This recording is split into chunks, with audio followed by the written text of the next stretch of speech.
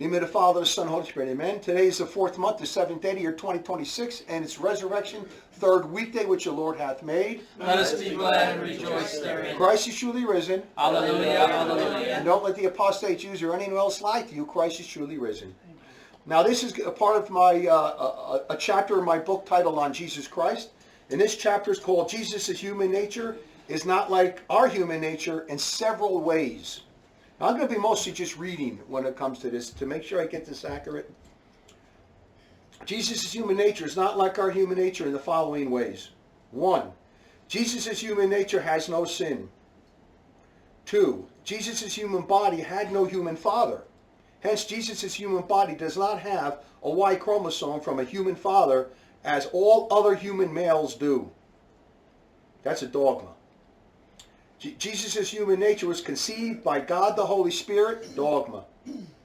Number 4, Jesus' human nature is divinized, deified. That's a dogma.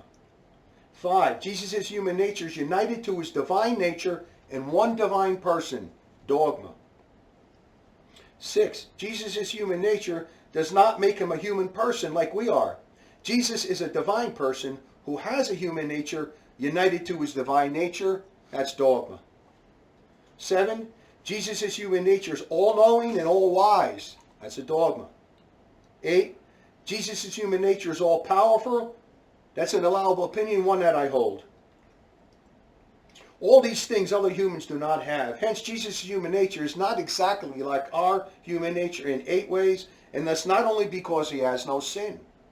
So beware then of the heretics who teach that the only way Jesus' human nature differs from ours is that he has no sin.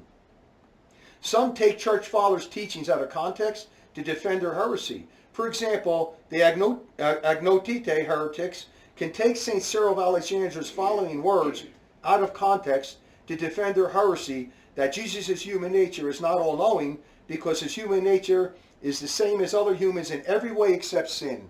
Now here's a quote from St. Cyril of Alexandria in his answers to Tiberius and select letters against those who say that the Son was ignorant of the last day. Now here's what he says. His, Jesus, were all the attributes of humanity save sin alone. But in the same letter, St. Cyril teaches that Jesus' human nature is all-knowing. And thus this is another way that Jesus' human nature is different from other humans. I read from that same letter. Ignorance of future events properly belongs to the limitations of humanity.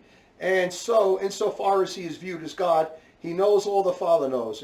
And so far, though as the same Son is man, he does not repudiate the appearance of ignorance, because it is an attribute of humanity.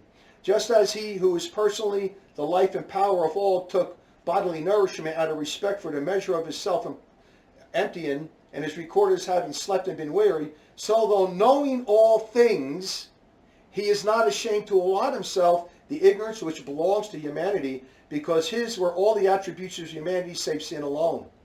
But seeing that the disciples wanted to learn things beyond them, he helped them by pretending not to know as man, and tells them that not even the angels in heaven know, in order that they might not be disappointed at being entrusted with the mystery.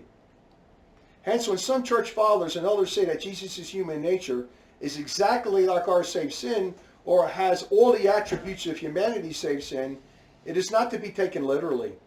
In their other works, they teach the 7 other differences mentioned above. In context, then, they are not referring to how Jesus' human nature was conceived and how it is united to his divine nature in the unity of one divine person.